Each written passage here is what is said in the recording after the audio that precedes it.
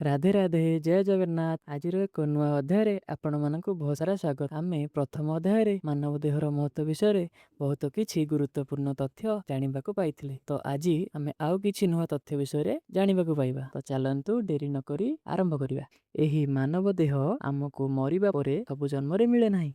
ଏହା ତ ଆମର କୋଟି ପୁଣ୍ୟ କର୍ମର ଫଳସ୍ୱରୂପ ଭଗବାନ କେବେ ଯଦି କୃପା କରନ୍ତି ଆମକୁ ମାନବ ଜନ୍ମ ଦିଅନ୍ତି। ହେଲେ ଆମେ ସମ୍ପୂର୍ଣ୍ଣ ଅଜ୍ଞାନ ଯେ ଏହା ଆମ ପାଇଁ କେତେ ଯେ ମୂଲ୍ୟବାନ।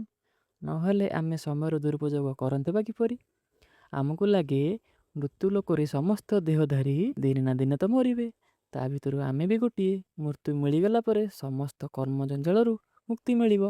ହେଲେ ଆମକୁ ଏହା ବୁଝିବାକୁ ହେବ ଯେ ଯେଉଁ ପର୍ଯ୍ୟନ୍ତ ଆମେ ଆମର ଲକ୍ଷ୍ୟ ଭଗବାନଙ୍କୁ ପ୍ରାପ୍ତି ନ କରିବା ସେତେଦିନ ପର୍ଯ୍ୟନ୍ତ ଆମେ ଏ ଶରୀରରୁ ସେ ଶରୀରକୁ 84 ଲକ୍ଷ ଯୋନି ଦେଇ ଗତି କରିବା। ଆଉ ଏହା ବି ପ୍ରତ୍ୟେକ ଜନ୍ମରେ ଆମେ ଯାହା ଇଚ୍ଛା କରୁଛେ ତାକୁ ପାଇବା ପାଇଁ ଯଥେଷ୍ଟ ଚେଷ୍ଟା ମଧ୍ୟ କରୁଛେ।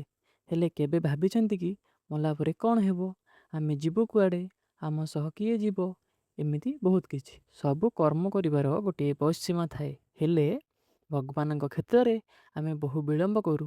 ଯେମିତି ଛୋଟ ପିଲା ଘରେ ବହୁ ସ୍ନେହରେ ବଢ଼େ, ପରେ ପାଠ ପଢ଼େ, ତାପରେ ଚାକିରି ଚିନ୍ତା, ପୁଣି ବାହାଘର, ପିଲାଛୁଆ, ପରେ ଆମେ ଭାବେ ଯେ ବୁଢ଼ାବୁଢ଼ୀ ହେବା, ସେବେ ଠାକୁରଙ୍କୁ ଡାକିବା, ଏବେ ତ ମୋ ପାଖରେ ବହୁତ ସମୟ ଅଛି। ହେଲେ ଆମେ ଭୁଲି ଯାଉଛେ ମୃତ୍ୟୁ ନା ଶୈଶବ ଦେଖେ, ନାହିଁ କିଶୋର, ନାହିଁ ବୃଦ୍ଧାବସ୍ଥା। ସେ ତା ଇଚ୍ଛାରେ କେବେ ବି ଆସିପାରେ। ଆମକୁ 20 ହେଲେ ଭାବେ ଏବେ ତ ବହୁତ ସମୟ ଅଛି, ଟିକିଏ ମସ୍ତି କରିଦିଏ। ପୁଣି 40 ହୋଇଗଲେ ଭାବେ ଏବେ ତ ପୁଅ ଝିଅ ପଢ଼ୁଛନ୍ତି। ପୁଣି 60 ହେଇଗଲେ ଭାବେ ହଁ ସେବେ ଭକ୍ତି କରିବି। ଯେବେ 80 ହେଇଯିବ ପୁଣି ଭାବେ ନାତି ନାତୁଣୀଙ୍କ ବାହାଘର ଦେଖିବି। ଏମିତି ହୋଇ ଜୀବନ ସମାପ୍ତ ହୋଇଯାଏ। ଆମେ ଅଳସ୍ୱାମୀ ପାଇଁ କେବେ ମୃତ୍ୟୁ ଆସି ତା ସହ ଆମକୁ ନେଇଯାଏ। ହେଲେ ଆମେ ଜାଣିପାରୁନା ଅମୂଲ୍ୟ ଦେହକୁ ନଷ୍ଟ କରିଦିଏ।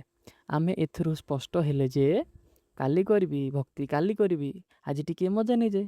ଆଉ ଏଇ ଭୁଲ ଆମକୁ ଆମ ଲକ୍ଷ୍ୟଠାରୁ ବହୁତ ଦୂରକୁ ନେଇଯାଏ। ତେଣୁ ଆଜି ବି ନୁହେଁ, ଏବେଠୁ ଆରମ୍ଭ କରିବା ବହୁତ ଜରୁରୀ। ପର ସମୟ କିଏ ବା ଜାଣେ କ'ଣ ହେବ ଆମ ସହ? ଉଦାହରଣ ସ୍ୱରୂପ ଯେବେ ବାହାଘର ହୁଏ ଗୋଟେ ତାରିଖ ଧାର୍ଯ୍ୟ ହୁଏ। ଆମକୁ ଜଣା ପଡ଼ିଥାଏ ଯେ ଏଇଦିନ ବାହାଘର, ଏଇଦିନ ଭୋଜି। ହେଲେ ମରିବା ପୂର୍ବରୁ କିଛି ୱାର୍ଣ୍ଣିଂ ମିଳିବ କି? ଆମେ କେତେ ତାରିଖରେ ମରିବା? ଉତ୍ତର ଆସିବ ନା।